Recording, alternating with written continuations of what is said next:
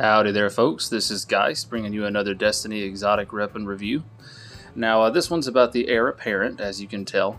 And the Heir Apparent is a little bit different from some other exotic heavies. Whenever you hold down the aim down sight button, it instead spins up.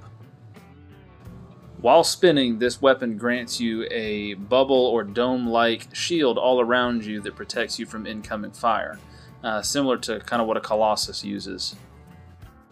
This shield is of an arc type, so people using arc weapons will have an easier time getting through it.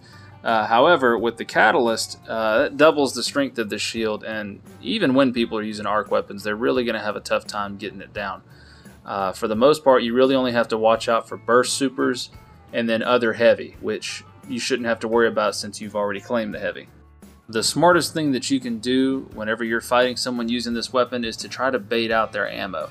Get them to try to use it up. So peek out a little bit, run away, kind of use guerrilla tactics. When you're using this weapon and while it's spinning, it does cause you to move slower because you can't sprint. But higher mobility people are going to be able to close the gap a lot quicker. So if you're the person using this gun, you need to try to get on people as quickly as you can to burst them down. And be careful about not letting them bait out your ammo. But aside from that, one of the strongest things you can do with this weapon, especially in more competitive scenes like trials and comp itself, you can try to use this weapon to sort of pincer people into your allies. If you notice that your allies are under fire and you happen to be behind the enemy, immediately push up on them, sprint into position, start revving up the shield, and move in on them. Either they focus on you and die to your allies, or maybe they even try to waste a super on you. Then that's the worst thing that can happen, is somebody burns a super on you, which there's not much you can do about that. If somebody's going to super you, they're going to super you, and that doesn't really change from regular gameplay much anyways, because some of the supers are a little bit hard to dodge. And unfortunately, that's pretty much all there is to say about this gun. It's pretty simple. There's not much to it. It effectively just turns you into a walking tank. If you've got some really good legendary weapons in your other slots and you don't really know what to do with your exotic, I highly recommend using this. It is easily the most powerful heavy weapon in Crucible.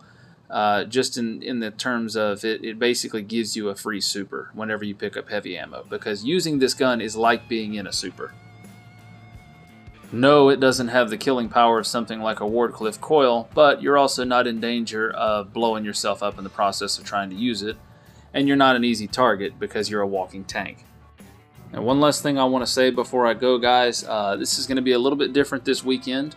I already pushed out the cryo video earlier this week, and now we've got this. I've got a couple more ideas this weekend. I'm trying to pump out a few more videos this week. I typically do about one a week, but this week I've just had a few ideas I'd really like to get done. Not every single one of them is going to be a 10 to 15 minute video, kind of just a few choppy ones, sort of like this and the cryo one. But there are going to be some good ones, so stay tuned.